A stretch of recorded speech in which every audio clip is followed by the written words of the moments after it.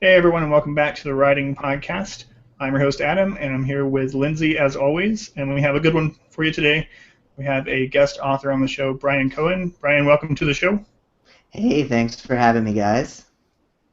Our pleasure. And you're on the 10th show, so that's like a monumental number for some reason. So double digits finally. Double So digits. I'm happy to be the 10th. yeah, very special. So all right, so we'll just get started right from where you got started. So do you want to introduce yourself a little bit and tell us how you got into all this self-publishing mess? Sure, a mess it is. No, well, I started blogging in 2008, and I was doing nonfiction blogging for writers. I actually started doing a ton of creative writing prompts on that site because that's what Google was telling me was the best keyword on there because people were actually visiting it. So I had these hundreds of pages of writing prompts, and I wasn't making like any money off the site, a little bit off of Google AdWords. And so I said, well, I better find some more ways, and stumbled upon the idea of digital products. I found out about that even before books on KDP, and put things into a PDF. About a month later, after I sold like one copy to my mother-in-law, I said, got to figure out something better to do with this. Found out about KDP, which wasn't even called KDP yet. I forget what it used to be called. But I put out a book there and pushed, did as much as I could to push traffic from my website to that book, which was 1,000 creative writing prompts. And after a few months, it really started to take off, and I wrote several writing essay books, wrote more writing prompts books, and really focused on that for a couple of years. But I always wanted to write fiction as well, so in the last year I've really focused on that. But it's been fun being able to be split kind of both ways because there's lots of similar marketing things but slightly different for them, and so I'm sure we'll talk about those differences a little bit. But yeah, I'm also, in addition to being an author, I'm a podcaster like you guys. I have several different shows up and around and about the Sell More Books show with Jim Kukral and The Split with Robert Scanlon, and yeah, I'm keeping busy as well as you guys. For sure, it sounds like it. So, I know that you started out with the. I know I saw the writing prompt books before, like even I think a couple years ago when I first noticed them on there. And so I know you said you started making those because that's what Google was telling you was your biggest hits on the site. So, Yeah. um, when you first started doing those, I mean, where did you draw from to get those? Did you just research writing prompts, or are those things that you came up with yourself, or how did that go? Well, I come from an improv comedy background, and so I live in Chicago. That's the reason I moved here out of college initially. And improv is like coming up with ideas for writing scenes every couple of minutes over and over again for years and years. And so I kind of had this good base to work on, and I was just devising these scene ideas in my head and then turning them into the form of a question for these prompts. And there are some things that were more journal-based, like internal question to ask yourself, and then some were more scenario, plot ideas, and just if this happened, if this wacky thing happened, how would you respond to it? And that was kind of how I grew that base at the beginning. Really, it was just, man, it's a lot easier for me to write 10 ideas for someone else to write from than it is to write like a 500-word essay and slash blog post. So it was really just me being lazy and drawing on things that came to me easily enough that it didn't feel like work. All right, that makes sense. So, Yeah. how did you? I know you said you always wanted to write fiction, and you maybe wanted to flesh out some of those ideas that you've had, the thousands of ideas that you were giving to other people. So, how did you make that transition? What made you decide to go for it with the fiction? Well, I had definitely written several pieces. I had a novella that later became the basis for my series of young adult novels, which I'll get into in a second. But I had about 5 or 6 novels that were start and stop kind of things. I never quite was able to make it through them, and I didn't know why. I figured, well, I have this improv background. I should be able to just blaze through it. So going full pantser, see if I could finish, just go through the plot. But I kept writing myself into a corner, and I also was like in my mid-20s and didn't, I guess like mid to late 20s, didn't know what I was doing. And so eventually I really came upon like kind of the story beats concept and outlining, and I knew, of course, everyone knows what an outline is. If you've been forced to write an essay in high school, you need to know an outline, but I thought that I could get away without doing it, and I mean, everyone's a different writer, and I thought I was a pantser, but I was definitely a plotter. And once I started forcing myself to do the outline and really pushing myself every time to have that locked down beforehand, things just came so much more easily. And so I started going full-on plotter in mid-2014, and I was working on the Ted Saves the World series, which is a young adult sci-fi fantasy superhero series of novels. And I wrote the first one. It took about, I gave myself 3 months. It ended up taking about 4.5. And from there I said, you know, my original idea was like, oh, let's do a couple of different series, but I looked at what people were having success with doing and what people weren't, and said, I'm going to write the second one and see how it goes, and write the third one, and now I'm polishing off the fourth one right now. So obviously the outlining story beats thing was much more successful than the just trying to Stephen King my way through them. Yeah, you don't want to end up rambling for 600 extra pages at the end, right? So, like I Stephen King. don't. So good. That kind of segues really well into sort of your process. So you already said you outline a lot now. So everyone's outlining is also a little bit different. So do you do the really detailed story beats? You know, how do you outline? Is it just literally an outline of point by point, or? What I start with is a broad outline. I basically do one sentence per chapter on one page, and that really helps me because I just love having, like, I have one of those little metal stands I put up. I always write outline by hand, and my broad outline and my more detailed outline. So I have my broad outline out there on the little stand, and then I use that to create a more detailed outline. Each chapter I go about 6 to 8 points of the bullet points, what happens, the major plot things. Every so often I'll put in like a little dialogue if it comes to me, but really I'm just kind of trying to figure out the plot, point A to point B in every chapter, all the way through till the end. And I mean, sometimes those outlines will go well, sometimes I'll totally trash them.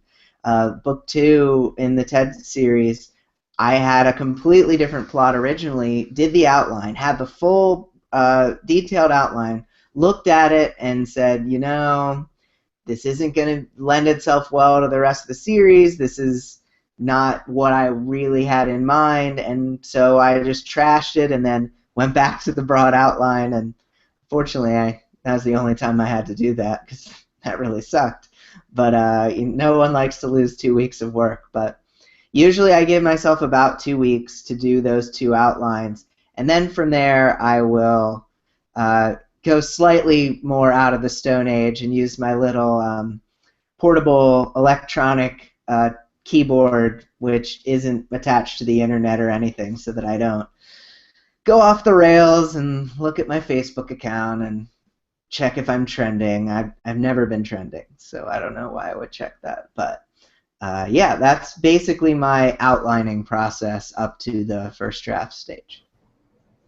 Awesome. It sounds really similar. Now, there's a method that someone coined as the snowflake method, where they start just like one sentence per chapter, and then they spread it out to be like a paragraph per chapter and things. So it sounds kind Hmm. of similar to that in a way. So Yeah, I've um, never read that. I've like seen that book, but it's good to know now I don't need to read it because I'm already doing it. right, In exactly. one So book. yeah, you could write your own, the real snowflake method. The So sure. real. I like that. That's a good idea. Yeah. Before we kind of go over to marketing, pass it over to Lindsay, I did want to talk about one of the really uh, common things I see in forums, and also we get emails about that is questions on, where do you find the time to write, or what word counts are, what does your writing schedule look like? How do you manage to juggle that along with other things, especially since you're writing both fiction and nonfiction at the same time? Yeah. Yeah, the juggling is not easy. I think that for me, what's always worked, and this has worked when I used to run a lot. Worked when I had a semi-legitimate job. I've never really had a real job, but like the most important thing goes first, or if not first, at least during your best time, like the time where you have the most energy, the time where you have the most focus, which for me is the morning, preferably early.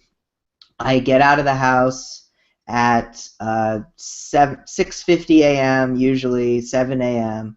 It hasn't been great lately with all the snow in Chicago, but I go to a writer's co-op space called the Writer's Workspace, and the only thing I'll let myself do there is work on the book. I'll only work on the fiction if the fiction is the main project.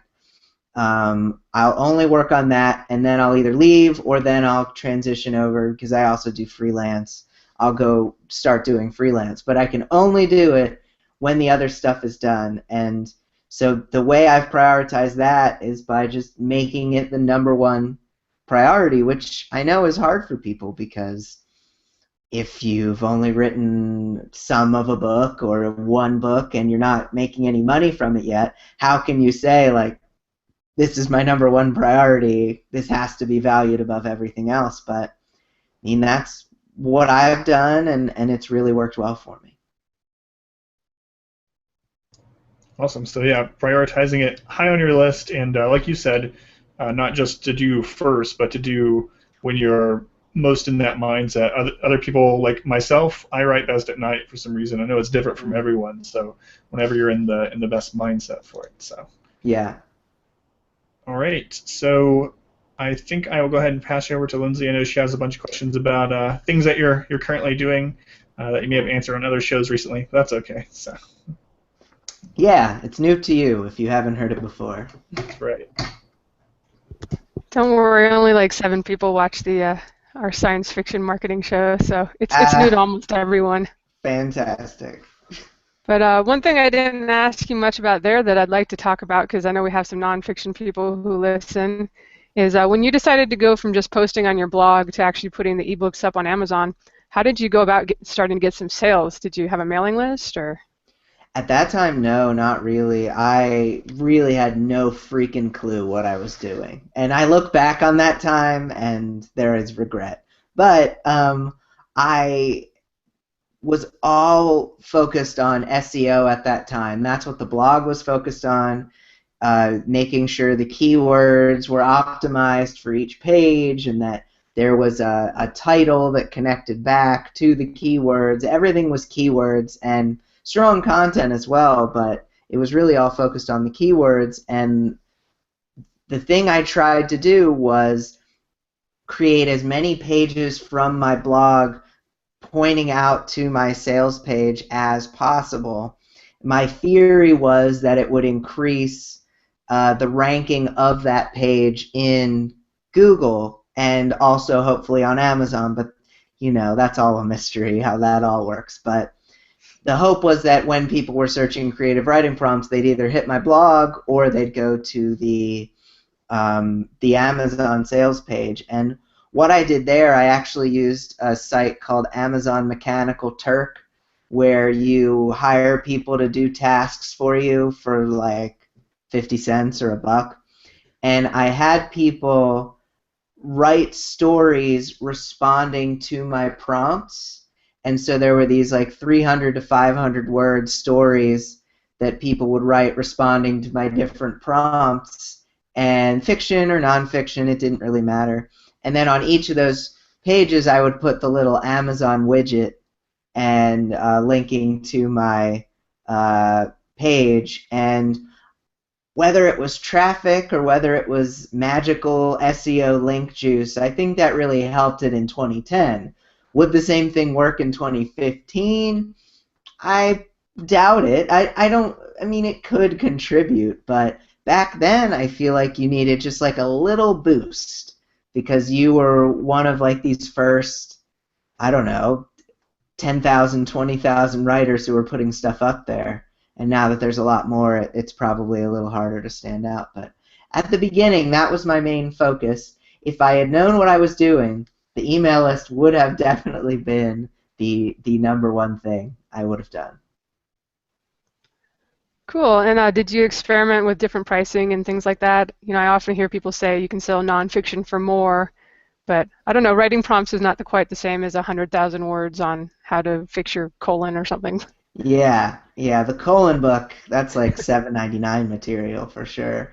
I always kept it at $2.99, and the first year and a half or so that I had the book out, I didn't do pretty much any research into what was happening in publishing, which I'm kind of doing the exact opposite now on Somewhere Book Show. Now I know everything that's happening every week to the detriment of my productivity, but I didn't know enough, and if I had known more, I think I would have tried to experiment at different price points, but I always stuck at $2.99 for almost all of my writing prompts books. And do you think that it really helped that you stuck to that same theme and wrote several books under writing prompts, kind of the 1,000 writing prompts? Well, there was some diminishing return. The first book definitely sold the best. I then wrote a couple of writing essay books, which showed that I didn't like learn my lesson of, well, I should focus on things that people are searching for in Google, not just whatever dumb idea I came up with, at least for the nonfiction. And so when I went to back to the writing prompts well and put out another writing prompts book, which the second one was on character writing prompts, that did pretty well. It didn't do nearly as well as the first one, and it was because it was like a year and a half later, I think, and maybe it was a little tougher to get in there, but it still sold relatively well, and I was happy with the results. But by the time I wrote the fourth and the fifth writing prompts book, it definitely just wasn't going to fly anymore. People were saying that, yeah, I think 2,000 is enough. I don't need another 3,000 from you. And, you know, I think that's a good thing for people to learn when they write nonfiction. All right, that sounds, yeah, it sounds like it would take a while to work through 1,000. You probably should have only given them like 50. Right. They'd be hungry for more. I know. Leave them wanting more. I did the opposite. It sounds like now you're really on the ball with the mailing list. Is that more for your fiction, or are you doing a mailing list also for the nonfiction? I have a mailing list set up for both. I have to admit the fiction is my focus right now, so I've been definitely putting more into my fiction list, trying to really hone that autoresponder. But I get so much more traffic on the nonfiction site that I'm getting several email subscribers on the fiction site on the nonfiction site per day, and I almost get mad because I'm like, I don't have time to deal with you, nonfiction list. Stop subscribing. I want you to subscribe to the fiction list. But I mean, who am I to complain about people subscribing to anything I'm doing? But I definitely am like I have about 1,300 to 1,500 people on the nonfiction and about 210 on the fiction list, and my plan over the next few years is certainly to try to grow those numbers significantly. It definitely seems like if you do really good informative blog posts that even 5-10 years later, people can find those. Maybe you even get more traffic from Google, you know, just because it's aged and maybe is considered an authority site. Yeah. Yeah, I started getting a nice traffic boost last year. 2 years ago, a lot of people had a big blog hit with the Google algorithm updates, and I did too, but then it kind of bounced back, and I think it was exactly what you're saying, the aged, it was old, wise blog posts as opposed to new, better-looking blog posts. All right, well, let's use that to transition into your fiction stuff, which it sounds like you're more passionate about right now.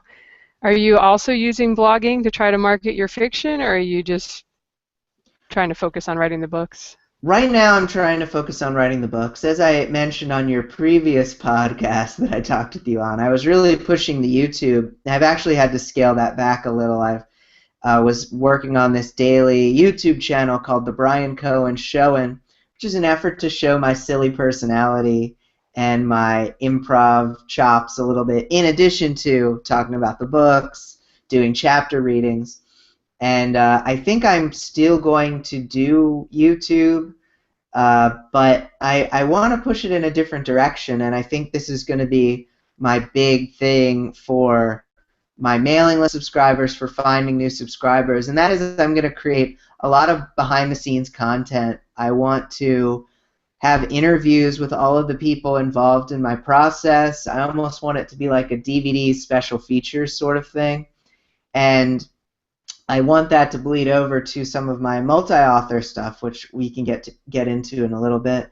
But I think that when you have the DVD special features and everything, usually people will buy that, to get like the special commentary with Joss Whedon, which is why I buy all of his products, of course, and in addition to watching the stuff all over and over again.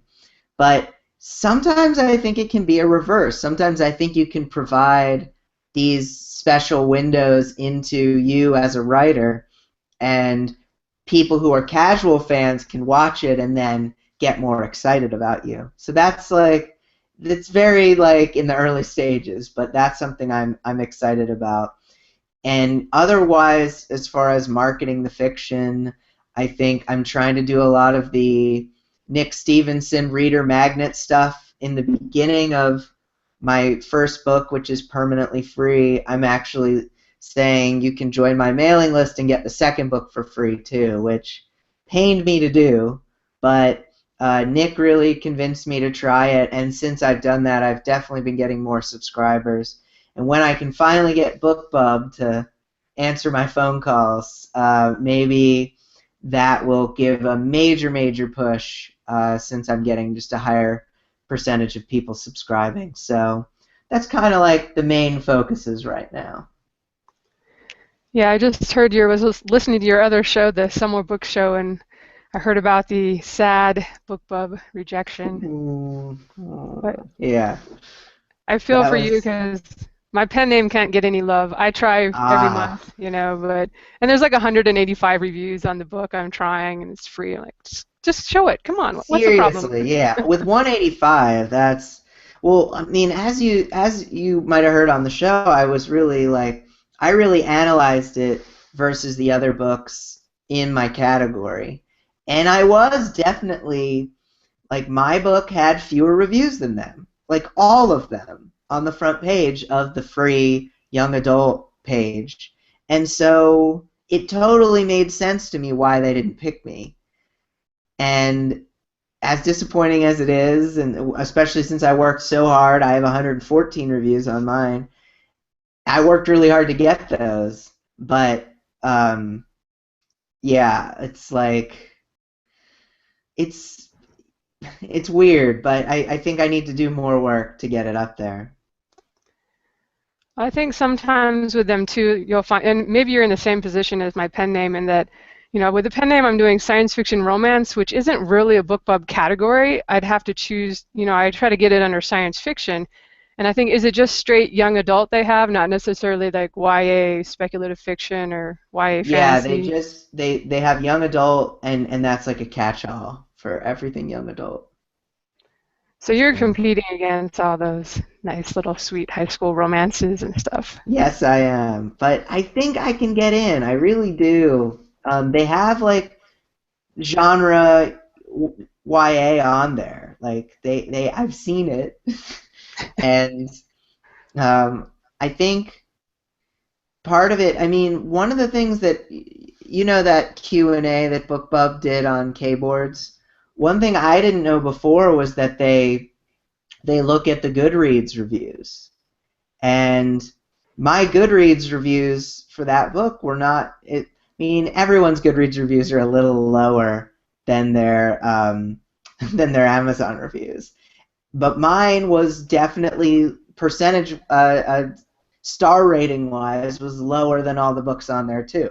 So not only did it have the lowest reviews, but its review rating on Goodreads was a tenth of a star rating lower than anything else on there. So, I mean, if I'm using the same category, if I'm using the same like rubric as BookBub is for my book, I would have rejected it too, because it probably has to be at least better than one of them in order to succeed.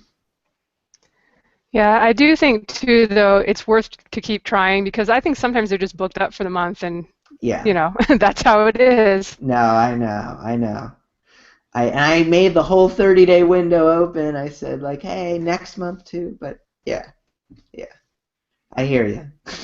All right. Well, it sounds, you've definitely had some good sales, and you have been building up a fan base for the series. So could Yeah. you tell us about, aside from being rejected from BookBub, how you've made it work anyway? Well, I did a little talk with Nick Stevenson has this new product he's doing, and he interviewed me for it, and when I was going into that interview, I was like, man, what am I going to say? He was asking me, like, well, what did you do to set up your fiction series for success? And I said, I have no idea. What did I do? And then I started talking to him about it, and it turned out like several of the things I did set things up really well. And one of those things was my covers. I did a photo shoot with actors in my area, and we did a photo shoot to basically get half of the 7 covers we would need for the 7-book series, and then we did another photo shoot for the other ones.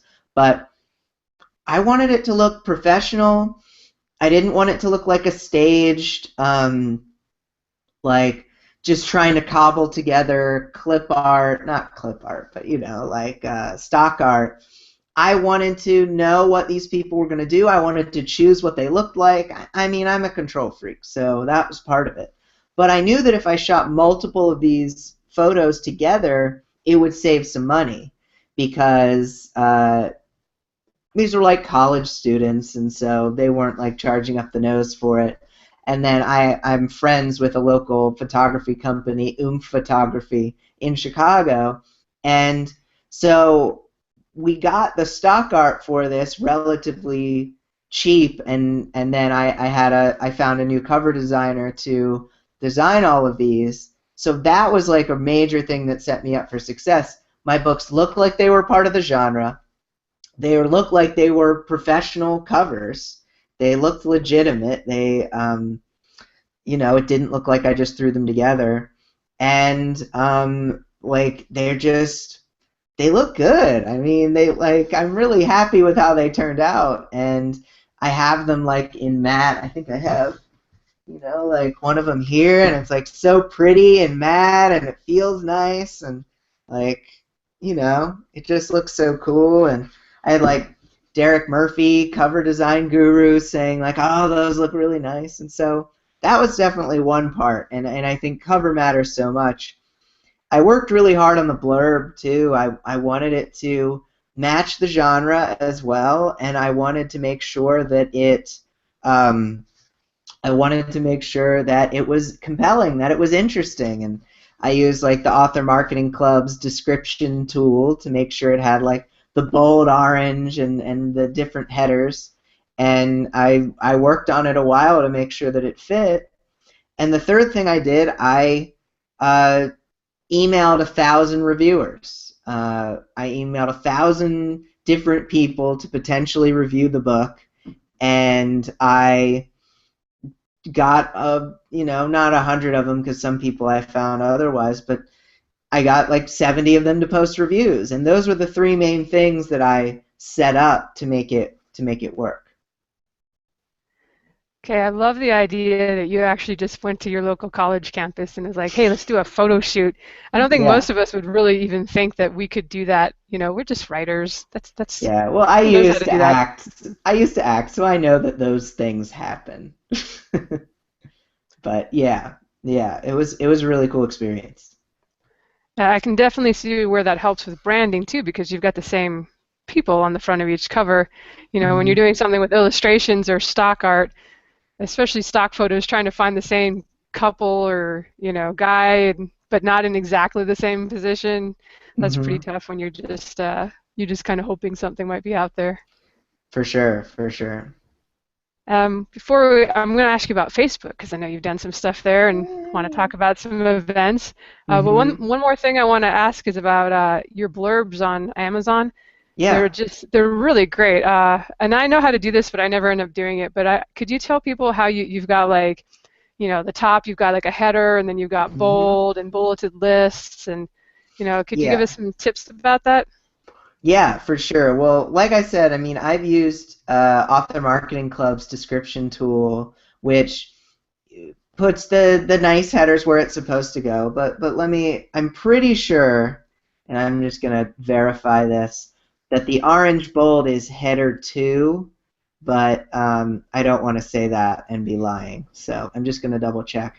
And like for people who aren't really familiar with HTML, it's basically like um, the less than sign, that kind of bracket, and then like H2, and then at the end of it the /H2, and I'm seeing it. Yes, it's H2. So the orange is H2, and you could just put that into your description box on Amazon when you're publishing your book, and you have it starting the header 2 and ending the header 2 at the end of your headline. And then the second one, the bolded, is header 3 for the one that's like, I guess it's bolded and italicized. And then I have like several other headers throughout, and I did that using the tool, but now that I've used the tool once or twice, I could probably figure it out. I'm just lazy because I have the premium subscription on Author Marketing Club, so I just use that. But yeah, like that really makes it stand out for sure. Yeah, most of the traditional publishers are not bothering to do that, so I No. definitely agree that makes your stuff stand out.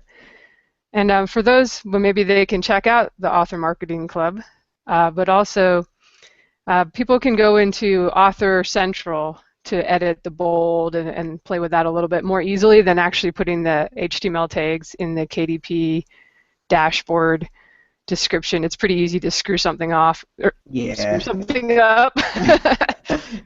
Either way. keeping the show PG here. Woo, explicit.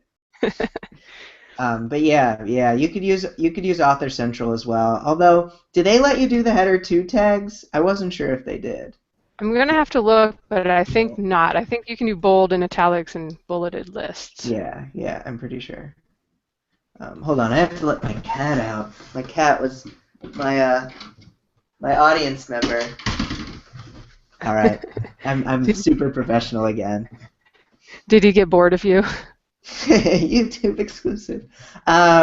Yeah, she got totally bored. I mean, I just woke her up. Probably is really what it is. But she loves marketing. She really does, book marketing.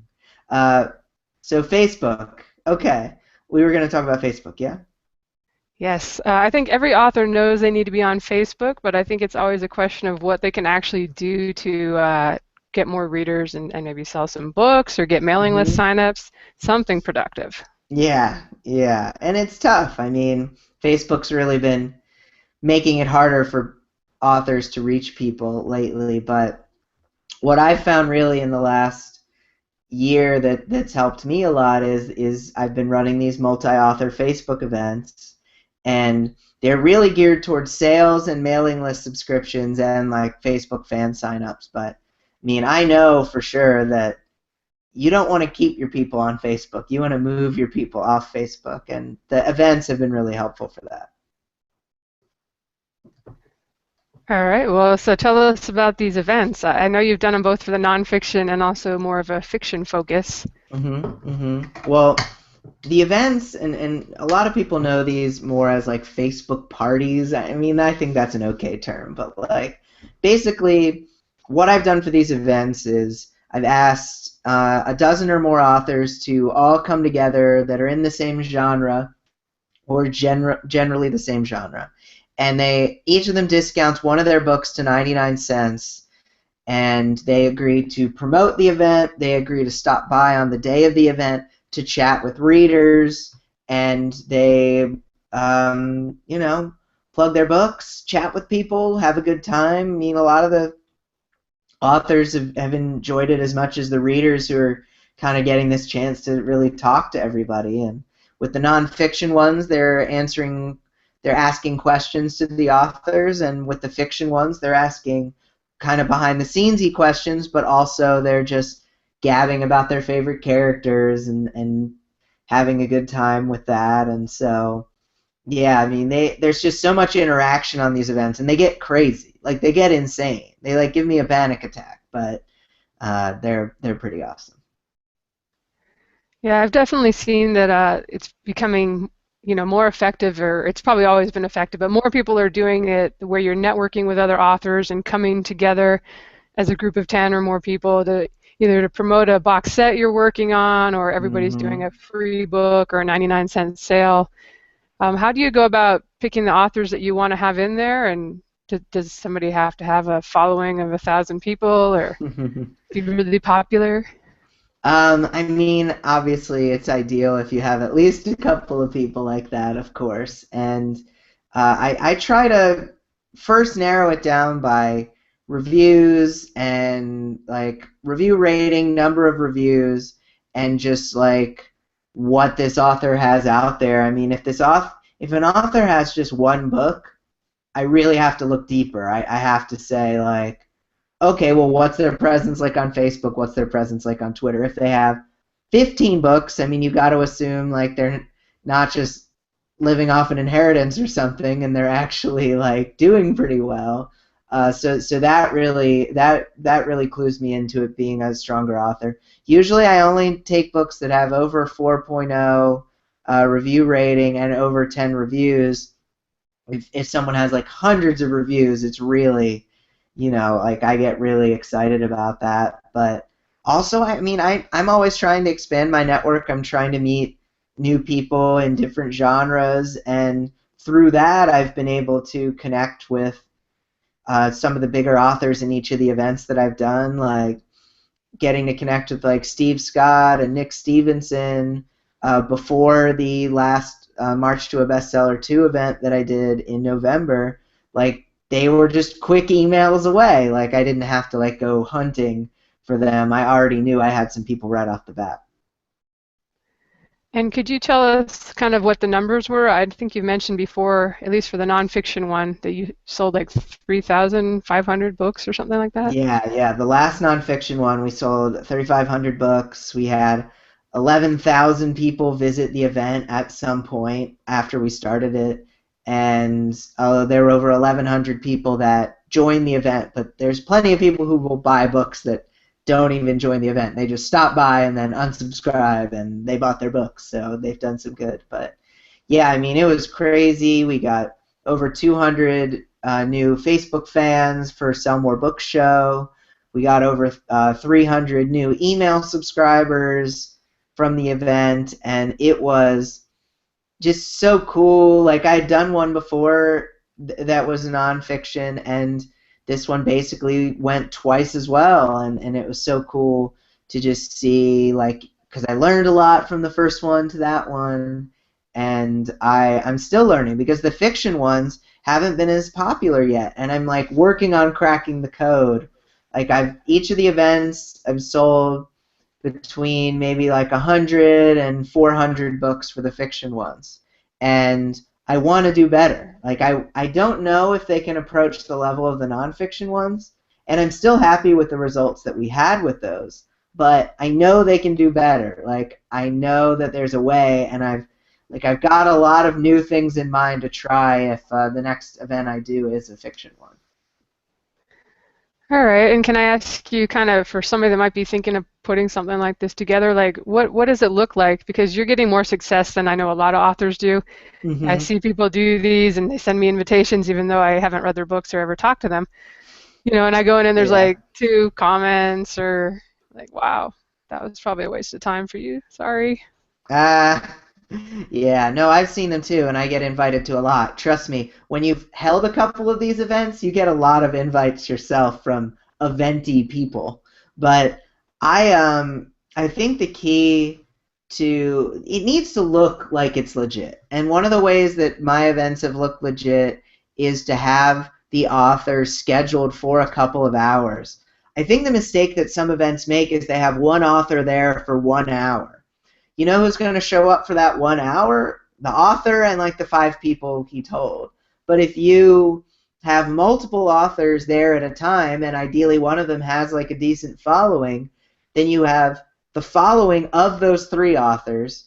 So you're seeing like 15 to 20 people participating at a time, and you've got these authors, like their other followers are seeing that they're posting a lot. Like if they're only posting 1 or 2 things, no one's going to really see it. But you'll see when someone posts on an event.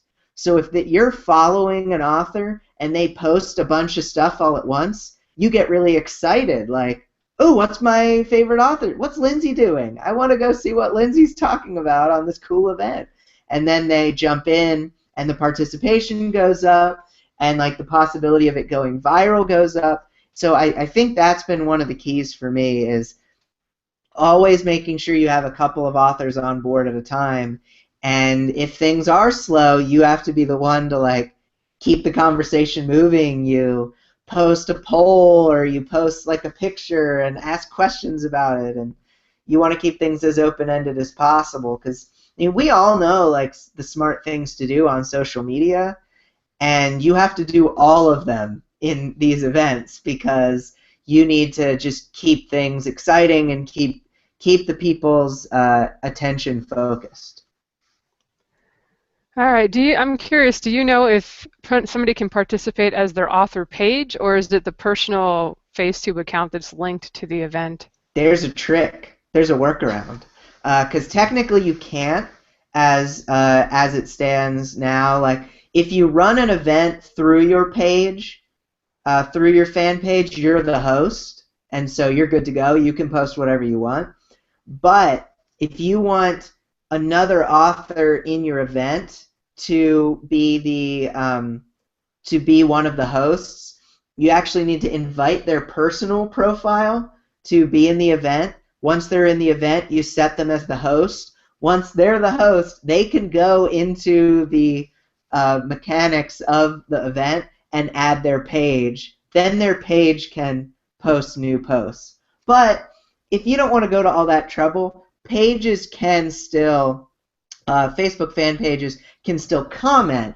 They just can't create new posts. But that's the workaround in case you want the best of both worlds. Oh, that's really good to know, because my personal page would be like, my tennis buddies would be all, what is she talking about? Epic Yeah, fantasy, who cares? yeah, for sure. All right, one more question. What are you giving away to people who come to visit? What's the incentive for readers to come check out these Facebook parties? Well, we run a lot of giveaways. We really plug the giveaways. I actually have all the authors, when they sign up, give me one item that I can give away on their behalf. But then I also ask them to give away at least one other thing during the event itself. So you have this like big, like I either use like Rafflecopter or King Sumo giveaways. You have this big giveaway that you see like a lot of people signing up for, because that you can win a whole bunch of stuff. But then you have the each individual author is giving stuff away. So you'll see like the author, your favorite author, Lindsay Baroker, posting the giveaway on the thing saying, hey, I'm giving away a copy of this. come check it out. And people start flocking into the event that way. So it's really like these two levels of giveaways that help to make sure that there's like a lot of people finding out about the event early, because the big giveaway is kind of promo for the event as a whole, but then you have these smaller giveaways so each individual's author's fan base is excited about being a part of it. All right, cool. Well, for anybody who's listening and thinking, this sounds like a good idea, but so much work to organize, if you listen to the next couple of, or if you're listening to this now before March 15th or so, I believe, Bryan, do you want to tell us you're doing kind of organizing a Facebook event and inviting people to apply? It is open season, people. I've only done these events privately. I've invited people myself. But for the first time, I'm actually going to accept applications for one of these multi-author Facebook events in April. And so I've posted a page to my website. It's at bryancohen.com/pitch. You can actually pitch me an event. Now, I recommend for people pitching me that they form a little bit of a team of other authors first, because if I can see that, oh yeah, you've got people on board already, that's more appealing to me because I don't have to send as many emails. But no, I mean, I want to do an event in the spring that just really blows some of the past events out of the water. I'm really excited to do that, which is why I'm making it a premium thing. The authors involved, it's $100 per author to be a part of the event. But I know that I'm going to provide people with their money's worth. I have a great quote at the top of that pitch page from Nick Stevenson, who got several hundred books sold, several hundred email subscribers, all from that one event. And I mean, he said to me off the record for a quote, but I'm sure he doesn't mind if I talk it because Nick's cool. I mean, he said he knows people who would pay like $400, $500 to be a part of these events. So I don't want to charge that quite yet, but I think that people will get their money's worth if they give it a shot, if they put together a proposal and post it to me on bryancohen.com/pitch. Okay, and I haven't read your page yet, although it looks very professional and stylish over there. Oh, thank you. Are you looking for people who also do urban fantasy like you do, or is your books not relevant? You'll just whatever looks interesting. Sorry, I cut you off. But yeah, my books aren't relevant, but if there is a book in my genre, I mean, I'd probably put my own book in there too, because it just makes sense for me as an author. I'll pay myself $100, I swear. But I'm looking for anything. I don't care if it's nonfiction, fiction, urban fantasy, horror, romance, anything. I'm willing to listen. I want to see what people send me. I want to see what people come up with, because if it's in a genre I'm not familiar with, I'm going to learn so much from that event, and that's just better for me. And I'm really excited to see what kind of things come out, because I have no preconceptions of what this event is going to be yet, no title in mind, so it's totally open. Okay, and is it just going to be you're going to do one, whichever pitch sounds most exciting to you, or do you think you'll do a number of different parties for different genres? I mean, I don't really know yet. I definitely am going to do the one. If I get 3 or 4 great pitches, then you might see me doing events in May, June, July, just because if they're different audiences, then there won't be any crossover, so there's a chance for all of the events to succeed. So right now, pencil me in for one, but if there's several really great proposals, I would definitely consider multiple ones. All right, well, sounds good, guys. I don't know about other people, but I'd pay $100 just not to have to deal with the organization aspect.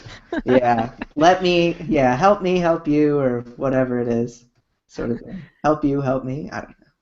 But yeah. All right, well, I've kind of gone through my questions here, so I'm going to hand you back to Adam. I think we might have a couple more before we let you go. Cool, thanks.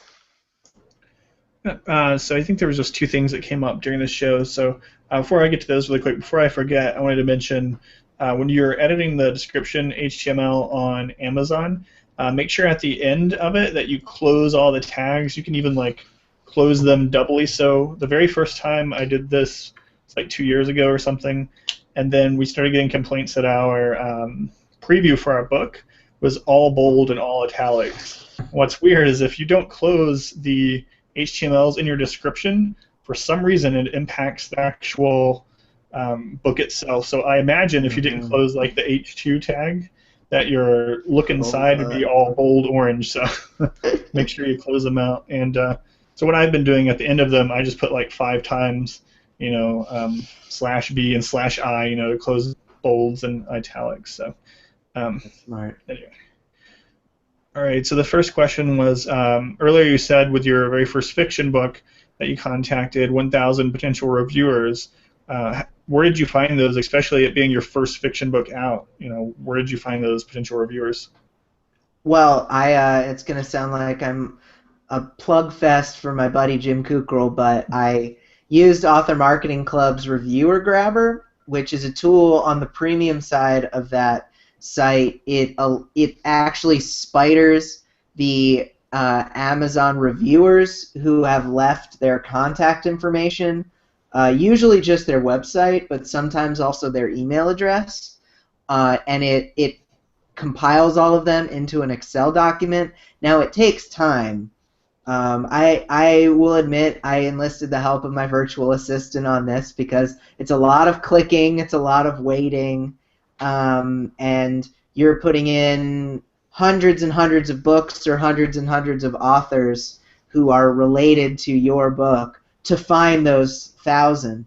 And it was really worth it, and it takes some time and some money, and obviously like Author Marketing Club's, I believe, $149 a year, so it's not cheap. And but that And some even might say it's like paying for reviews, which I don't feel like that's paying for reviews. You're paying to find reviewers. But, it takes time and money regardless. Like it's going to take a combination of both to find that many, I feel like. You could Google search and you could search through Amazon on your own, but that would take a lot longer than the tool would take. Right, that makes sense. And so with using that tool, how fast did you see results from that? 1,000 people contacted, and is that the limit? It will only show you 1,000, or? No, I just thought 1,000 was a cool number, and I was like, oh yeah, I'll contact 1,000 people. That sounds great. I'm actually considering, now that BookPub rejected me, trying to contact 10,000 people and see what happens, which would be insane. But I saw some results pretty quickly, because if you're contacting that many people, there are going to be some people who are available and interested in your book. It's not for the faint of heart, because you're going to get a lot of rejections. The fact that I got about 70 reviews out of 1,000 shows that I technically got rejected 930 times, and that's not easy. Most of those rejections were, of course, people not responding. But I think that when you do something like that, you are going to see some reviews right away. And I definitely got probably 10 to 20 reviews within the first couple of weeks. But after that, the next 50 took the next couple of months. It took me following up with people who said they would do it. I had to keep organized with a spreadsheet and everything. So it definitely is more of that. It takes time, but I think that sort of thing is very worth it. Yeah, I agree, and that's one of the really common things you see everywhere is, how do I get quality reviews on my first? I think a thread on a forum I read earlier was exactly that post, where do I get quality reviews? So even if, using that tool sounds like it really saves a ton of time, but people could do this themselves.